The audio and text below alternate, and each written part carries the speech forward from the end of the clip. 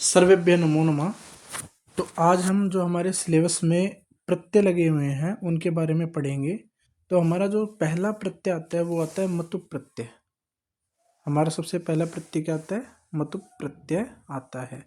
अब जो मतुप प्रत्यय है उसका सिर्फ मत बचता है, बाकी सब हट जाता है। सिर्फ क्या बचता है? मत बचता है। और ये मत भी क्या बन जाता है बाद में? मान बन जाता है। क्या बन जाता है? मान बन जाता है। ठीक है। तो मतुप प्रत्यय जब हमारा लगता है तो किस अर्थ में लगता है? वाला के अर्थ में लगता है, अर्थात इसके पास है। यानी जैसे कोई शक्ति है किसी के पास में, तो उसके पीछे हम क्या लगा देंगे? मतुप प्रत्यय लगा देंगे और वो क्या बन जाएगा? शक्तिमान बन जाता है, यानी शक्ति से युक्त व्यक्ति ऐसा। ठीक है। तो इस अर्थ में स्वरांत शब्दों से मतुप प्रत्यय का योग होता है। स्वरांत शब्द क्या होते हैं वो मैं आपको आगे समझाऊंगा। उप का लोप होकर के शब्दों में केवल मत जुड़ता है, यानी वही जो मैंने बताया कि पहले मतुप का मत होगा और फिर मत का क्या हो जाएगा? मान हो जाएगा। जैसे उदाहरण से हम समझते हैं इसको। कैसे? जैसे पहला शब्द हमने लिया शक्ति जमा मतुप प्रत्यय। ठीक है। अब जो शक्ति शब्द है, शक्ति के जो अंत में लास्ट में क्या आ रहा है? ई आ रहा है। शक्ति आ रहा है ना, ई आ रहा है यहाँ पे। तो ऐसे ही शब्दों के साथ में यानी कि लास्ट में हमारा कोई ना कोई स्वर होना चाहिए। ठीक है। और उससे आगे क्या होना चाहिए? मतुप जब होगा तो जो मत है, जो मतुप है उसका मत हो जाएगा और मत का लास्ट में हम क्या कर देंगे? मान कर देंगे। तो क्या बन जाएगा? हमारा शक्तिमान बन जाएगा। ऐसे ही क्या होगा? श्री जमा मतुप श्रीमान बन जाएगा। धी जमा मतुप धीमान बन जाएगा। बुद्धि जमा मतुप बुद्धिमान बन जाएगा। मधु जमा मतुप तो क्या हो जाएगा? मधुमान बन जाएगा। इक्षु जमा मतुप इक्षुमान बन जाएगा। ऐसे कीर्ति जमा मतुप कीर्तिमान बन जाएगा। अब हमें क्या ध्यान देना है? हमारी परीक्षा में जो आते हैं क्या आते हैं? टिक मार वाले आते हैं, यानी कि मल्टीपल चॉइस क्वेश्चंस आते हैं। तो उसके लिए हमें ज़्यादा सोचने समझने की ज़रूरत नहीं है। हम सिर्फ ये देखेंगे कि जहाँ मतुप लगा होगा वहाँ पे क्या लगेगा? मान लगेगा। क्या लगेगा? मान लग जाएगा शब्द के पीछे। ठीक है। जहाँ पर मतुप होगा वहाँ पे मान लग जाएगा, और जहाँ मान लगा हुआ मिल जाए हमें, इसका मतलब क्या है? वहाँ पे कौन सा प्रत्यय है? मतुप प्रत्यय है। बस यही ध्यान रखना है। हमें सिर्फ वहाँ पर पहचानना है कि कौन सा प्रत्यय इसके अंदर है। हमें वहाँ पर बनाने ही नहीं है, बने हुए ऑलरेडी आएंगे। हमें सिर्फ पहचान करनी है। तो पहचान क्या करनी है? जब भी मान कहीं लगा हुआ मिलेगा, इसका मतलब है वहाँ पे कौन सा प्रत्यय है? मतुप प्रत्यय है। उसके अंदर कौन सा प्रत्यय है? मतुप प्रत्यय। और जहां कहीं भी मतुप लगा होगा इसका मतलब है कि वहां पे क्या लगेगा?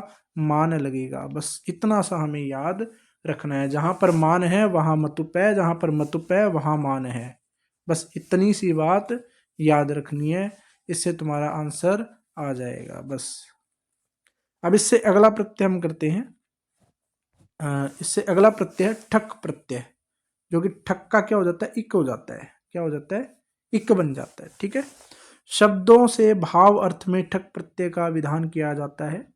ठक का इक हो जाता है तथा शब्द के आदि स्वर की वृद्धि हो जाती है। यानी जो शब्द होगा, जैसे वाच शब्द है तो इसका जो सबसे पहला वो होगा शब्द होगा उसमें ऑलरेडी क्या है? इसमें यहाँ पे वृद्धि हो रखी है। तो जब भी ठक प्रत्यय लगेगा, ठक का मतलब है कि लास्ट में इक जुड़ जाएगा, और जहां इक जुड़ रहा हो वहां पे कौन सा प्रत्यय होगा?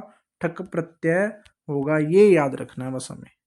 जैसे शरीर शब्द है, अब शरीर शब्द में जब भी ठक प्रत्यय जुड़ेगा तो इक हो जाएगा। ठीक है। और जब इक जुड़ेगा तो ये श जो है वो क्या हो जाएगा? शा हो जाएगा, यानी कि इसमें वृद्धि हो जाएगी। तो क्या हो जाएगा? शारीरिक हो जाएगा। ठीक है। अब जहां पर भी शारीरिक लिखा हुआ मिल जाए हमें, यानी कि लास्ट में क्या आ रहा है? इक आ रहा है, तो हिंदी में तो इक प्रत्यय होता है, लेकिन संस्कृत में वो इक प्रत्यय ही क्या होता है? ठक कहलाता है। क्या कहलाता है? ठक प्रत्यय कहलाता है। तो जहां कहीं भी ठक आएगा लास्ट में इक जरूर आएगा। जैसे जहाँ पे धर्म जमा ठक तो धार्मिक हो गया। ठीक है। कर्म जमा ठक कार्मिक हो गया। ठीक है। नगर जमा ठक तो क्या हो जाएगा? नागरिक हो गया। बस हमें ये याद रखना है कि जहां कहीं भी ठक प्रत्यय आएगा वहां पे इक हो जाएगा, और जहां इक लास्ट में आ रहा हो इसका मतलब वहां पे क्या है? ठक प्रत्यय है हमारा। वहां पर क्या है हमारा? ठक प्रत्यय है। बस इतना याद रखना है हमें। तो ठक ठक इक और इक ठक, बस इतनी सी बात याद रखनी है हमें। अब इससे अगला प्रत्यय जो है तव और तल प्रत्यय है। ये सबसे इजी प्रत्यय माने जाते हैं क्योंकि ये बिल्कुल स्पष्ट दिखने वाले हैं। और ये जो तव प्रत्यय, ये तव का तव ही रहता है, बस लास्ट में जाकर के जुड़ जाता है, इतना याद रखना। जैसे मूर्ख शब्द में जब हम तव जोड़ेंगे तो क्या बन जाएगा, मूर्खत्वम बन जाएगा, यानी त्वम आ रहा है तो क्या बन जाएगा यहाँ पे, त्व प्रत्यय। जैसे विद्वश जमा त्व है तो विद्वत्वम बन जाएगा, ठीक है। ऐसे महत जमा तव प्रत्यय है तो महत्वम बन जाएगा। पवित्र जमा तव प्रत्यय है तो पवित्रत्वम बन जाएगा। ऐसे पशु जमाता हो तो पशुत्व बन जाएगा। आया समझ में। अब तल प्रत्यय जो है हमारा, तल प्रत्यय में जो एक ल है ये हट जाता है और इसके आगे आ की मात्रा लग जाती है, यानी कि ता लास्ट में आता है। तल का क्या हो जाता है, ता बन जाता है, ठीक है। जैसे यहाँ पे बना हुआ है तो क्या हो गया इसका, मूर्खता। जैसे मूर्ख जमा तल तो क्या हो जाएगा, मूर्खता बन जाएगा। विद्वस जमा तल क्या बन जाएगा, विद्वत्ता बन जाएगा। महत जमातल क्या बन जाएगा, महत्ता बन जाएगा। पवित्र जमातल पवित्रता बन जाएगा। पशु जमातल पशुता बन जाएगा। अब इसमें हमें क्या ध्यान रखना है, देखो एक तो स्त्रीलिंग शब्द ना हो ये, ठीक है, स्त्रीलिंग शब्द ना हो और लास्ट में क्या आ रहा हो, आ रहा हो या ता आ रहा हो। सबसे बड़ी चीज है ता आ रहा हो। जहां पर भी लास्ट में ता आएगा वहां पे कौन सा प्रत्यय होगा, तल प्रत्यय होगा। बस इतनी सी बात याद रखनी है। जहां कहीं भी हमें ता लिखा हुआ मिला इसका मतलब है वहां पे तल प्रत्यय, और जहां कहीं भी हमें तल प्रत्यय मिला इसका मतलब है लास्ट में हमें क्या लगाना है, ता लगाना है। इतनी सी बात याद रखनी है, उससे आगे कुछ याद रखने की जरूरत नहीं है। अब इससे अगला जो हमारा प्रत्यय वो है स्त्री प्रत्यय। अब स्त्री प्रत्ययों को हम कैसे कर सकते हैं, स्त्री प्रत्यय में सिर्फ हमारे पास दो प्रत्यय, एक तो टाप प्रत्यय, ये वाला प्रत्यय जो है टाप, और दूसरा है गीप प्रत्यय। यानी कि जो टाप है, जो टाप प्रत्यय उसमें हमारा आ बचेगा, और जो गीप प्रत्यय है उसमें हमारा ई बचेगा। बस इतना याद रखना है। जहां कहीं भी स्त्रीलिंग शब्द हो और लास्ट में आ रहा हो, जहां कहीं भी स्त्रीलिंग शब्द हो और आ रहा हो, इसका मतलब है वहां पे कौन सा प्रत्यय है, टाप प्रत्यय है। जैसे अश्व जमा टाप तो इसमें क्या हो जाए, अश्वा बन जाएगा, जैसे यहाँ पे बना हुआ है। ऐसे सुत जमा टाप प्रत्यय तो क्या बन जाएगा, सुता बन जाएगा। सरल जमा टाप सरला बन जाएगा। प्रथम जमा टाप प्रथमा बन जाएगा। कितना इजी है। लास्ट में हमें ये देखना है आ रहा है या नहीं आ रहा है। जहां पे आ रहा हो और स्त्रीलिंग शब्द हो तो वहां पे कौन सा प्रत्यय होगा, टाप प्रत्यय होगा। और जहां टाप प्रत्यय लगाने के लिए बोला जाए वहां पर लास्ट में आ की मात्रा लगा दो। जैसे एक उदाहरण के तौर पे बालक शब्द है तो बालक का क्या बन जाएगा, बालिका बन जाएगा। जैसे समझ में। ऐसे अज शब्द है तो अज के साथ में जब हम टाप प्रत्यय जोड़ेंगे तो क्या बन जाएगा, अजा बन जाएगा। बस हमें लास्ट का आ देखना है। इसका मतलब अगर वो स्त्रीलिंग शब्द है और लास्ट में आहार आ रहा है तो वहां पे कौन सा प्रत्यय होगा, टाप प्रत्यय होगा।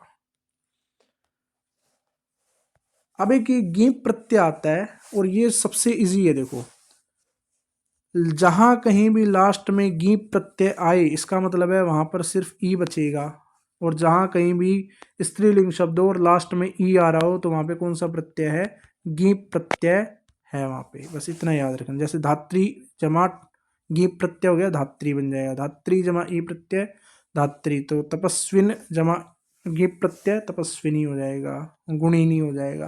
तो जहां कहीं भी लास्ट में ई आ रहा हो स्त्रीलिंग शब्द में, जैसे नदी शब्द है तो नदी शब्द में देख लो, ठीक है।